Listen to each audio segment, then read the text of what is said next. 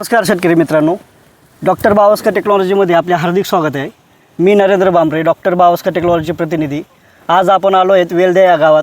वेल्दे या गावातील प्रगतशील शेतकरी हेमंतबाई यांच्या प्लॉटला। हेमंतबाईंनी यावर्षी डॉक्टर बावस्कर टेक्नॉलॉजीचा प्रोडक्टचा वापर पपई पिकासाठी केलेला आहे। जाणून घेऊया आपण त्यांचे अनुभव। नमस्कार, माझे नाव हेमंत पटेल। मी मुक्काम पोस्ट वेळदा, तालुका निजर, जिल्हा तापी। माझा मोबाईल नंबर 9106994080। हेमंतबाई, मागील कित्येक वर्षापासून आपण डॉक्टर बावस्कर टेक्नॉलॉजीचा प्रोडक्टचा वापर करत आहे आणि तुम्हाला काय रिझल्ट भेटत आहे हे एकदा शेतकऱ्यांना थोडक्यात सांगा। मी मागील 15 ते 20 वर्षापासून आपलं डॉक्टर बावस्कर टेक्नॉलॉजी प्रोडक्टचे वापर केलेले आहे। तसं मी डाळीमधून केलेलं होतं 15-20 वर्षा पहिले।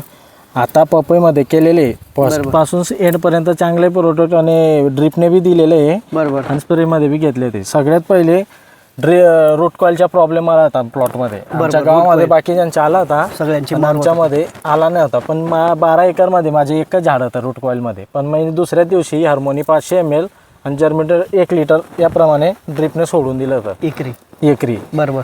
तर 5 का 6 दिवसाच्या आतच माझ्या रूट कॉइलचा प्रॉब्लेम संपला, पूर्णपणे थांबला।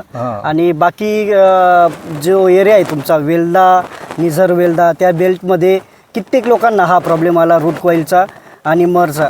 हे 70-80% प्रॉब्लेम आला होता। बरोबर, म्हणजे कमीत कमी 100%पैकी 60-70% डायरेक्ट प्लॉट खराब झाले आणि आता बी झालेले बाकीच्या। बरोबर या पोझिशनला आहे। बरोबर, पण माझ्या प्लॉटमध्ये असं काहीच झालेलं नव्हतं, कारण प्रिव्हेंटमध्ये मी केलं होतं। बरोबर। आता प्रोडक्ट पैकी तुम्ही डॉक्टर बावस्कर टेक्नॉलॉजीचं काय काय वापरता? मी क्रॉपनर, शायनर आणि थ्रायपर हे स्प्रेमध्ये बी घेतलेले आणि ड्रिपने बी सोडलेलं आहे। बरोबर। आणि आता जो मागील स्प्रे घेतला आपण, कशासाठी घेतला? हार्मोनी, स्प्लेंडर आणि न्यूट्राटोनचा स्प्रे घेतला। तर याचे आपलं स्प्लेंडर म्हणजे आपलं थ्रिप्सने मावा साठी घेतला होता मी। बरोबर, आणि हार्मोनीचा घेतला। हार्मोनीमुळे तुमची जी फुलगळ आहे आणि फळकूज आहे ती पूर्णपणे स्टॉप झाली आणि नवीन फ्लावरिंग जोरात चालू आहे। कलर वगैरे ग्रीनरी बी व्यवस्थित आहे, डाउनीचा प्रॉब्लेम नाही आता। बरोबर। आणि आपली व्हरायटी काय आहे बरं? आपली पपईची व्हरायटी रेड ग्लोरी 186। बरोबर। 3 महिन्याचा प्लॉट झालेला। 3 महिन्याचा म्हणजे तुमचा 90 दिवसाचा प्लॉट झाला। 90 दिवसाच्या मानाने खूप चांगल्या प्रकारे सेटिंग बसली असं तुम्हाला पण वाटतं आणि तुम्ही बघू शकता। हे बघा,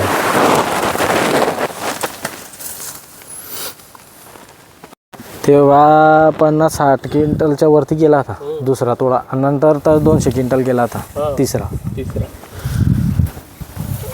त्यामुळे 15-16 लाखाची झाली ती आणि 4 लाखचा खर्च। 5 लाख हो, असं 12 एकर होता ना आणि गौरी होती। यावेळेस तुम्ही तेव्हाचे आले होते तिथं। तो रेडोमिल बोल 25-30 ग्रॅम आणि एखादं माईटसाठी अजून एक केमिकल आपल्याला घ्यावं लागणार आहे। तर हेमंतबाई, पपईची कंडिशन पाहता, पपईचा प्लॉट पाहता, आपल्याला एकरी किती उत्पन्नाची अपेक्षा आहे?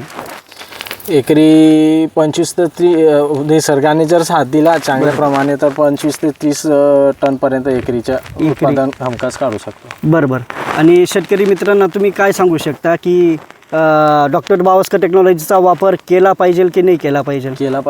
केला पाहिजे। खर्च बी कमी त्याच्यात आणि उत्पादन बी व्यवस्थित आहे आणि रिझल्ट बी चांगले होते। बरोबर। ओके, धन्यवाद हेमंतबाई, धन्यवाद शेतकरी मित्रांनो।